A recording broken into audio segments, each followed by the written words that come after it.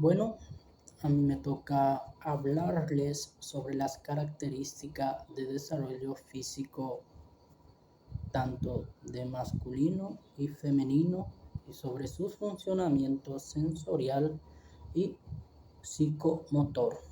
Podríamos decir que alrededor de los 50 años el despliegue de la capacidad física está generalmente graduado, que se nota difícilmente preocupación por los cambios en su capacidad reproductora, sexuales, y llega el periodo crítico y la disminución de la agilidad al caminar. Pero suele haber algunas angustias por la disminución del atractivo físico y aproximadamente a los 45 la altura es estable.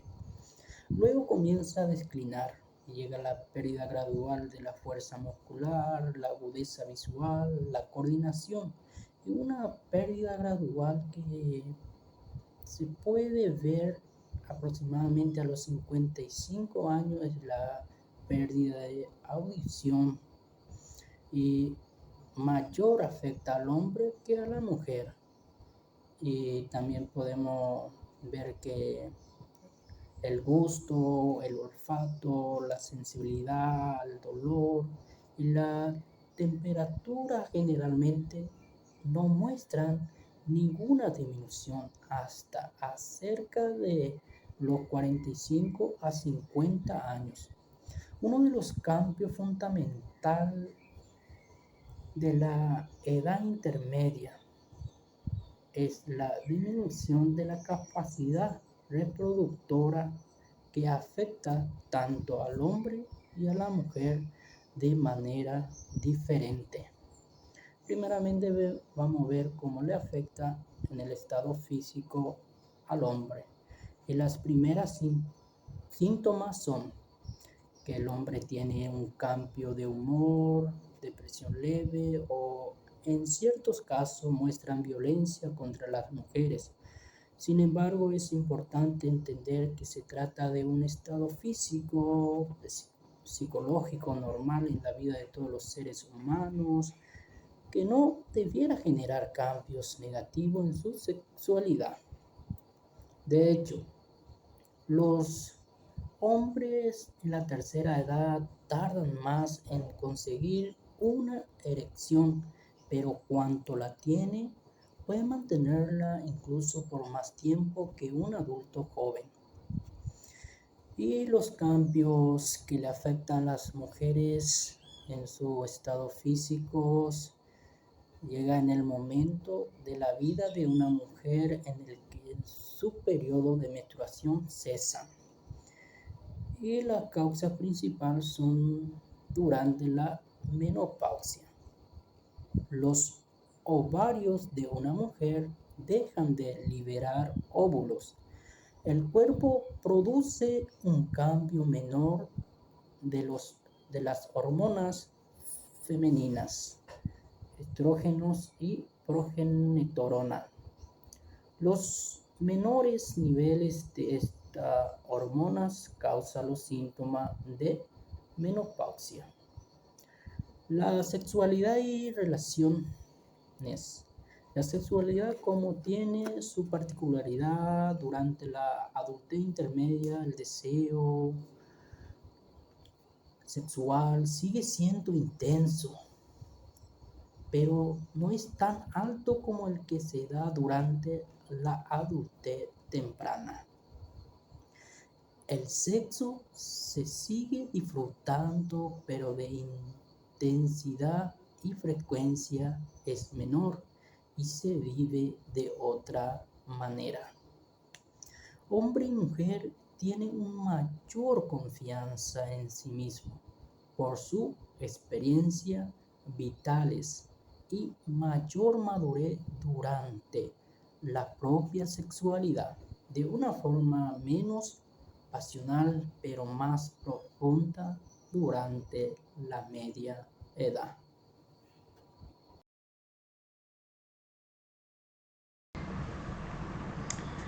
En este punto estaremos hablando sobre el desarrollo cognitivo de la edad adulta intermedia. Una de las características particulares de la edad adulta media es el interés que tiene la persona en resolver los problemas que se le presentan, constituyendo, por tanto, el mayor auge de la inteligencia práctica. La persona en esta etapa de la vida se encuentra en su máximo rendimiento intelectual.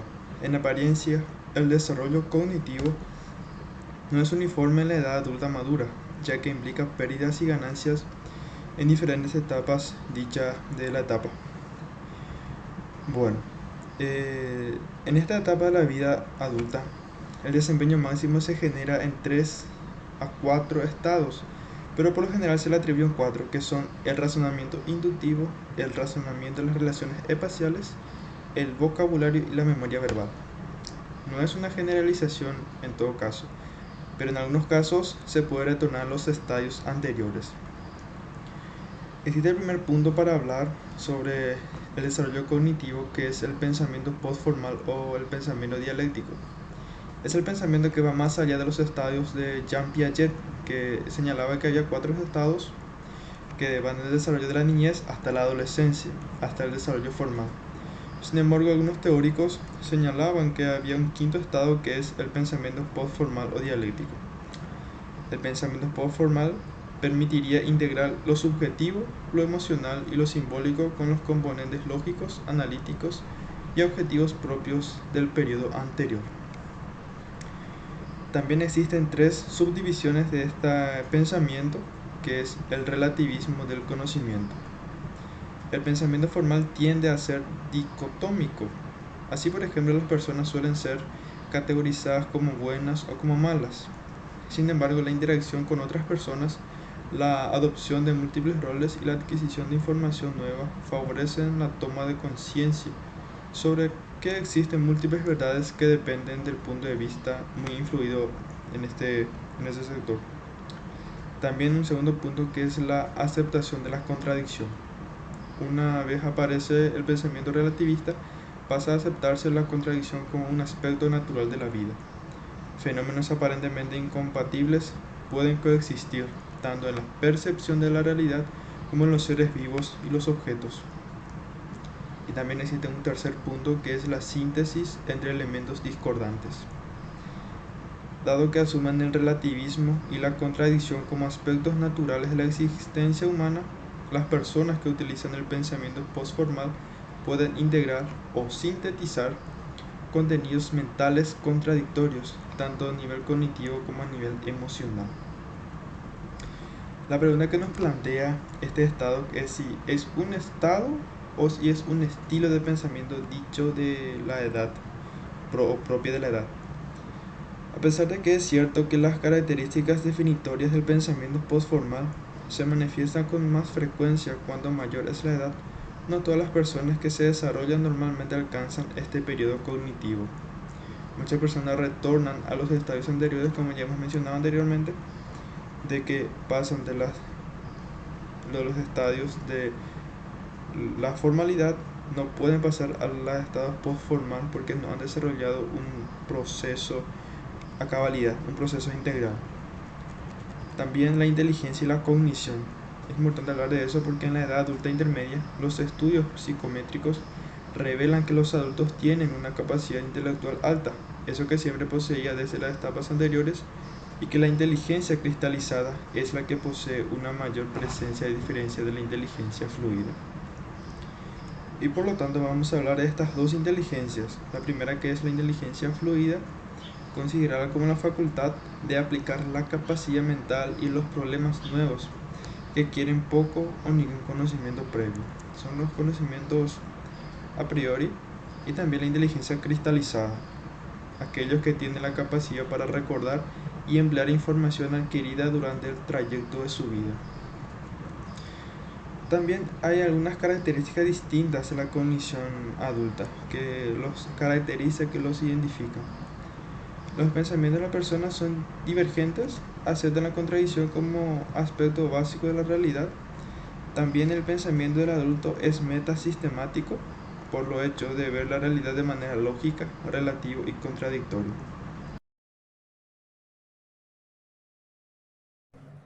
Buenos días, compañeros, profesora. A mí me corresponde conversar acerca del adulto intermedio en el aspecto social.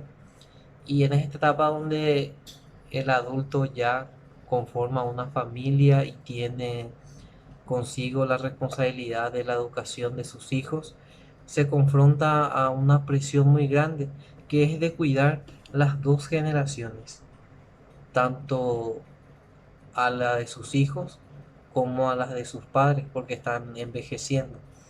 Entonces, cuando la familia ya se constituye, cuando el adulto intermedio constituye una familia, es ahí donde poco a poco van surgiendo ciertos conflictos porque el hijo que va creciendo busca su identidad y los padres quieren acompañar ese proceso donde el cual se encuentran algunas veces de que el hijo no da apertura a ese proceso de formación, de crecimiento que tiene que ir acompañado de los padres.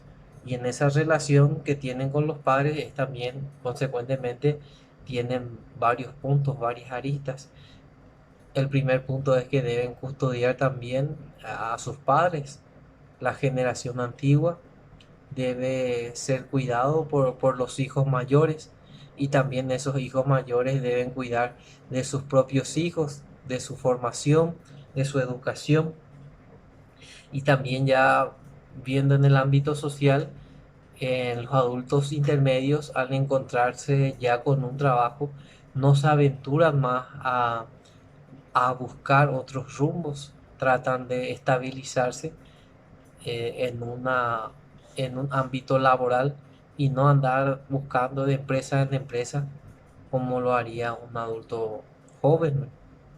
En ese punto, el adulto intermedio recae sobre ellos muchas responsabilidades y ahí donde depende la madurez con que confronte esa situación para poder salir de forma victoriosa de esa situación.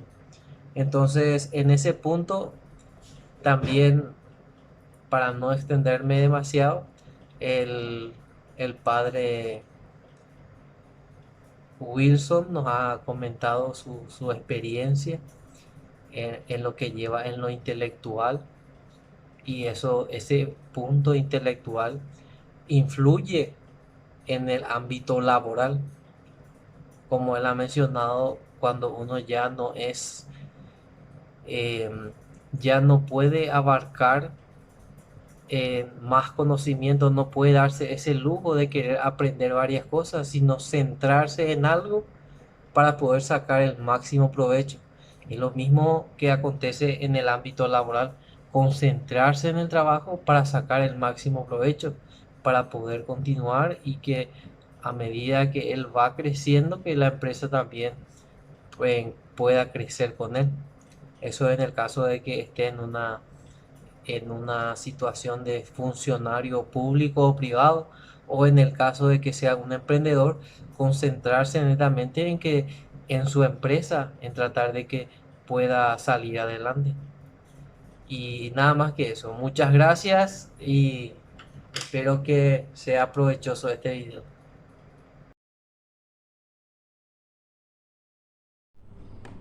Siguiendo con la presentación, estaré hablando un poco sobre lo que sería el desarrollo emocional, que estaremos hablando de Erik Erikson, que es generatividad versus estancamiento, que va desde los 40 años hasta los 65 años de edad.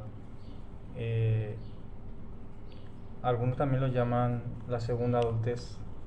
Erikson la denomina la etapa de la crisis de productividad y estancamiento. Existen factores internos y externos que influyen en el desarrollo de la persona. La virtud propia de ese periodo es el cuidado y el amor. Este sentimiento de responsabilidad que trasciende la atención a la propia familia y trabajo. Sería de una etapa intermedia, ya llega a los 50 años, un sentimiento de responsabilidad universal para todos los hijos y por todo producto del trabajo humano. Una etapa donde ya el ser humano, el hombre se siente ya realizado en su vida, ya tiene una mayor capacidad de compromiso, ya asume compromiso con responsabilidad, ya sabe lo que quiere, ya tiene ya una familia formada. De la resolución de la crisis de la generatividad nace la experiencia de la caridad, ya la virtud de cuidado y celo, ya por parte del padre o la madre con la familia, con los hijos, ya quieren ya lo mejor para los hijos, quieren que salgan adelante, que se cumpla sus proyectos. Es la capacidad de donación de sí en el amor y en el trabajo, ya a todos ámbitos, en beneficio de los otros y de los valores universales de la humanidad, expresados en la frase: yo soy el que cuido y celo. Es decir, como estábamos mencionando anteriormente, que los padres ya en esta etapa ya saben lo que quieren y cuidan a sus hijos, cuidan su vida, ya cuidan su salud, su vida, sus proyectos, sus trabajos y también la de sus hijos, ¿verdad? Es la capacidad de donación. Y siempre que la fuerza generativa fracasa, surge un sentimiento de estancamiento. Ya esta parte del estancamiento donde si la persona, ¿verdad?, la mujer o el hombre no ha pasado esta etapa habiendo quemado, ¿verdad?, y habiendo aprovechado al máximo las etapas anteriores, ¿verdad?, llegaría a este momento al otro extremo, ¿verdad?, que es el estancamiento, en donde se tenía un sentimiento de pena, de soledad, hasta podía caer en un cuadro depresivo y demás otras enfermedades, ¿verdad? De narcisismo que piensa en sí mismo, que imposibilitan la eficacia y la eficiencia del amor. Le va a impedir el de poder donarse a los demás y de dar su conocimiento, su tiempo y lo que conlleva, ¿verdad?, lo que sabe hacer en esta etapa para los demás, para la sociedad, para sus hijos, especialmente la vida matrimonial también, tanto del esposo con la esposa, y del trabajo.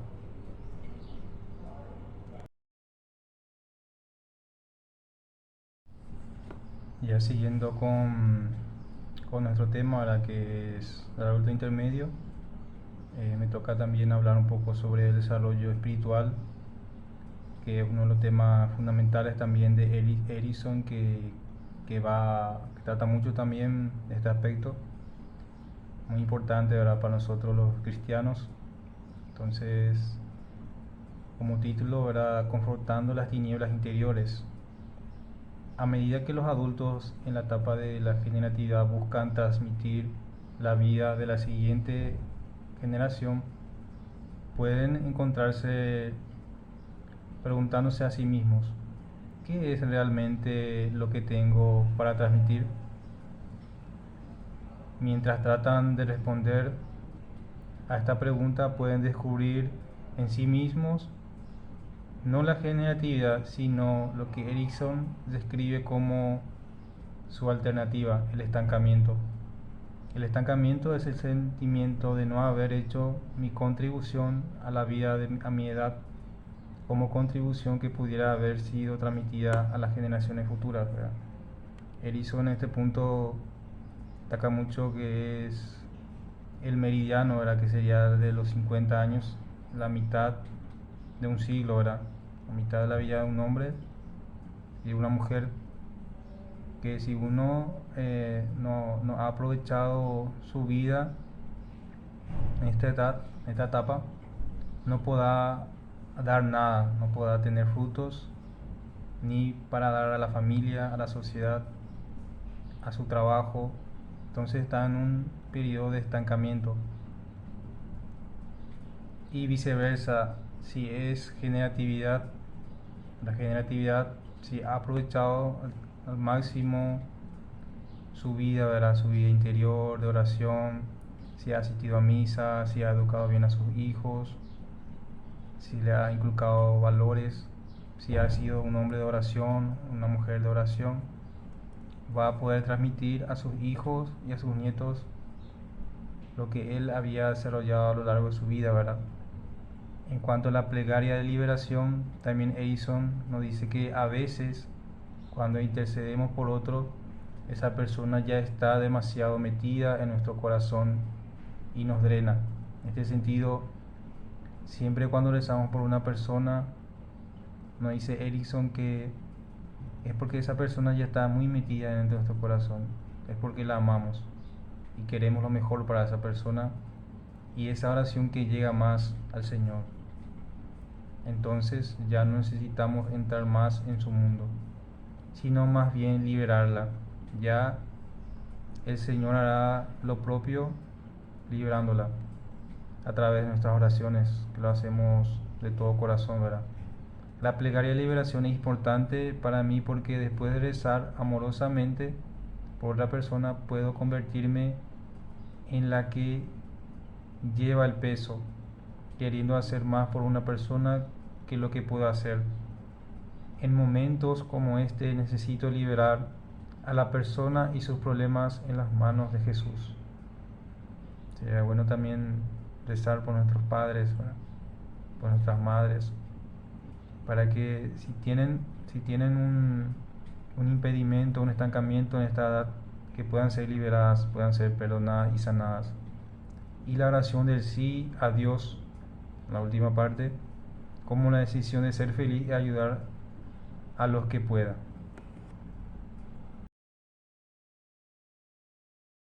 Muy buenas tardes a todos.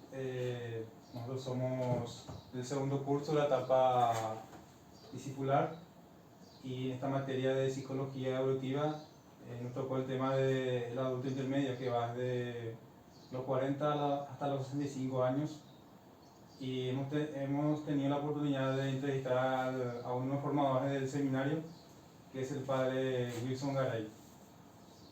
Y yo me presento, me llamo Ronnie Noguera. Mi nombre es Sergio Pared. Juan Carlos Villalba. Alex Gutiérrez. No, padre, si quiere presentarle también, el formador. Muy bien, yo soy Wilson Garay Rojas, de la diócesis de Carapeguá.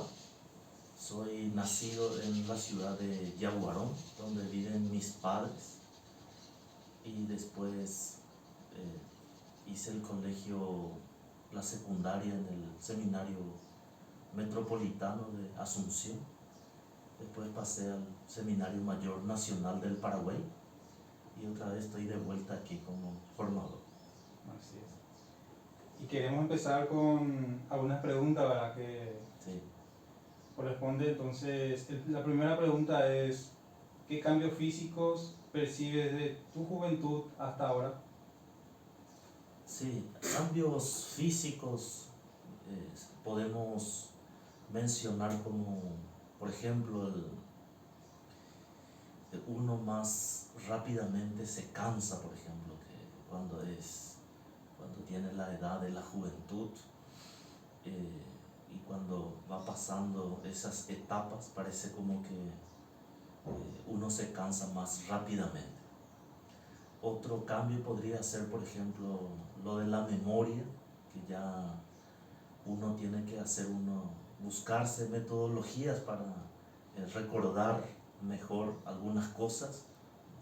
No las olvidamos, pero sin embargo, en la parte académica, de estudio, uno necesita hacerse de alguna herramienta para poder recordar, por ejemplo, unas anotaciones, o tener una agenda, que a todos también les viene muy bien eso y ya nos vamos disciplinando en eso.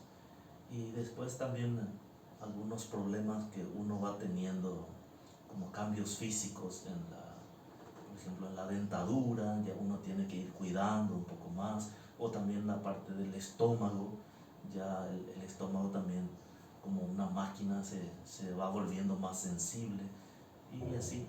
Eso es lo que yo puedo ir mencionando como algunos cambios. Eh, Creo que quedó claro también, correspondiente a la segunda pregunta de cómo sigue siendo el rendimiento intelectual en esta etapa.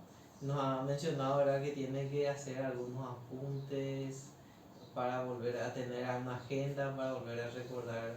Entonces, más bien mi pregunta va es a nivel intelectual, cómo uno va evolucionando en esta etapa de la adultez, padre. Sí, a mí me parece que en cuanto a la producción intelectual, le veo algunas cosas muy positivas. Uno, por ejemplo, al entrar en la adultez, ya va dando pasos muy significativos, como por ejemplo darle prioridad a ciertas cosas. Y uno quiere profundizar de una manera especial en algún tema. Ya uno, después de haberse disciplinado en la vida, no siempre se logra eso, pero eso ayuda muchísimo, eso de la disciplina y darle prioridad a una cosa. Como que veo así un cambio muy significativo entre adolescencia, juventud y adultez, que de repente en tiempo de la adolescencia, de la juventud, como que quiere intentar de todo, hacer de todo, probar de todo, ver esto, aquello, y es curioso. También tiene su etapa, su elemento positivo. Pero cuando uno va adentrándose en la adultez, uno ya tiene la capacidad de dar prioridad a esto y de dejar otras cosas, ¿no? Esto yo quería saber, esto lo quiero profundizar. Y en ese sentido, Sergio, yo te respondería que en lo intelectual veo como algo muy positivo ese cambio, de dar prioridad a ciertas cosas, enfocarse más detenidamente en esos elementos. Muchas gracias, padre. En esta tercera pregunta, usted como formador del cuarto curso de la etapa configuradora, el séptimo curso que ya es la última etapa de la formación que ya tus formandos dentro de poco ya serán ordenados diáconos, también después sacerdotes.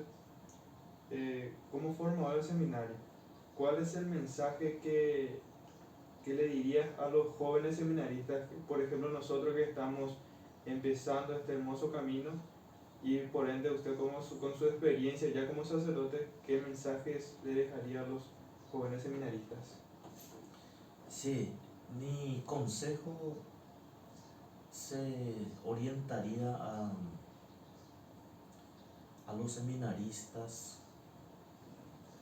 a esto de la responsabilidad y la disciplina como parte de la dimensión humana, que son elementos muy importantes, que en la vida de presbítero eso ayuda muchísimo, porque en la vida y en cualquier otra profesión, más todavía en esto del sacerdocio, la responsabilidad y la disciplina son claves. Y en eso yo me enfocaría, ¿verdad?, como para dar un consejo. La dimensión humana, responsabilidad, disciplina. A esto también agregaría yo la dimensión espiritual, que eso forma parte clave, importante en la vida del presbítero, y por supuesto también en todo lo que implica el proceso de formación. Y también le agregaría yo a eso la dimensión intelectual y la dimensión pastoral, porque uno tiene que prepararse para la vida, prepararse también para ofrecer un buen servicio a nuestros fieles, que esperan mucho de nosotros, tienen muchas expectativas, siempre quieren un buen sacerdote, un santo sacerdote, y es hacia eso me parece que enfocaría yo los consejos para los seminaristas, futuros presbíteros. Gracias, padre. Gracias, padre. Esta la pregunta ahora dice, en base a su experiencia, ¿cuesta adaptarse a los cambios de la vida que ofrece el sacerdote? Sí, por lo que recién decía, ¿verdad? Que cuesta adaptarse en cuanto a lo que espera de nosotros la gente. De repente uno puede prestar su servicio sacerdotal en una comunidad sencilla, humilde, y es más fácil de adaptarse a la gente, a los fieles. Pero de repente uno puede ser enviado a una comunidad, a una parroquia, donde los feligreses exigen y exigen mucho, entonces cuesta más adaptarse. Entonces uno tiene que prepararse para lo que venga. Uno puede ser enviado a una comunidad humilde, pobre, sencilla, de fácil adaptación, como también puede ir destinado, enviado a una comunidad complicada, difícil, donde hay inconvenientes, problemas, y uno tiene que estar lidiando continuamente, ¿verdad? Buscando la mejor salida posible, con inteligencia, con astucia, con respeto hacia los feligreses. Y me parece a mí que eso de adaptarse, por un lado, desde afuera, que tiene sus complicaciones, pero también uno interiormente ya tiene que estar preparado para lo que venga, porque como decía, de acuerdo a dónde a uno le envía, eso también va a significar mucho eso de adaptarse más fácilmente o adaptarse más difícilmente. Y mi pregunta es, ¿cuál sería el consejo para nosotros los jóvenes que empezamos esta etapa discipular de la etapa de filosofía? Sería un breve consejo. Sí. A mí me parece que esta pregunta es importantísima. Todas las preguntas son muy importantes. Y quisiera detenerme mucho en esta pregunta, ¿verdad? Lo que uno tendría que hacer desde mi punto de vista es aprovechar al máximo el tiempo para formarse en el Código de Derecho Canónico, estudiar bien, porque lo que hablábamos recién, la responsabilidad, la disciplina, eso surge de que estamos nosotros dentro de una institución que es la iglesia y tiene sus normas, tiene sus reglamentos, y por eso yo respondería a tu pregunta, ¿verdad? En este sentido, de ir preparándose poco a poco. Si bien es cierto que hay materias sobre derecho canónico que se dan en la facultad, pero de cualquier forma uno ya tiene que tener a mano, ir leyendo, ir familiarizándose con el Código de Derecho Canónico, que me parece a mí que es clave eso. Y uno no tiene que estar esperando que se venga esa materia y para poder estudiarla, sino que ya siendo seminaristas, desde el comienzo incluso, uno tiene que ir leyendo, si bien es cierto que quizás no se pueda comprender en su totalidad todos los cánones, las normas de la iglesia, pero poco a poco ir familiarizándose con eso. El Código de Derecho Canónico, familiarizarse también con la Sagrada Escritura, con la Biblia. También hay materias, ¿verdad?, en la Facultad de Teología, pero de cualquier forma uno puede ya ir familiarizándose, leyendo la Biblia, porque eso me parece que es fundamental cuando vamos a estar con la gente, educar a la gente, enseñar, evangelizar. La clave es siempre la palabra de Dios. Y después también está el catecismo de la Iglesia Católica. También hay materia sobre eso en la facultad, pero De cualquier forma, uno durante todo el seminario tiene que estar leyendo, estudiando el catecismo de la Iglesia Católica. Y un cuarto elemento que me parece clave, y hay que aprovechar el tiempo, todo el tiempo posible, a esto de la administración parroquial. ¿Cómo se administra una parroquia? ¿Qué significa estar al frente de una parroquia? Invitar a gente especializada en eso o que ya tienen cierta experiencia y que nos puedan ayudar a ir familiarizándonos también. Por supuesto, imposible de conocer toda la realidad, todo, imposible. Pero sí algunas cosas elementales. Por ejemplo, cómo se lleva, cómo se cuida un libro de bautismos o actas bautismales. Cómo tener en forma el libro de matrimonios. Cómo tener en forma y llevar adelante el trabajo de tener todo en limpio, bien pulcro, el libro de confirmaciones, por ejemplo. Cómo manejar una secretaría parroquial, cómo atender a la gente. Hoy en día el atender a la gente es clave también en una parroquia. Siempre lo fue, pero hoy más que nunca por la sensibilidad que tiene la gente. Es diferente cuando el sacerdote tiene un buen trato agradable con la gente, eso atrae mucho. Pero sin embargo, si es un sacerdote nervioso, colérico, le trata mal a la gente, evidentemente que hoy en día ya no te va a querer venir la gente a tu parroquia. Y eso depende del buen trato que se le pueda dispensar, dar a la gente que llega, atención en la secretaría parroquial. Me parece a mí que son elementos claves a tener en cuenta ya en este proceso de formación, y por supuesto eso no termina, tiene que continuar en la vida del presbítero. Por eso me parece a mí que son claves eso de familiarizarse con el Código de Derecho Canónico, la Biblia, el Catecismo de la Iglesia Católica, que da los fundamentos de nuestra fe, nos explica los artículos de nuestro credo, y así de forma básica, elemental.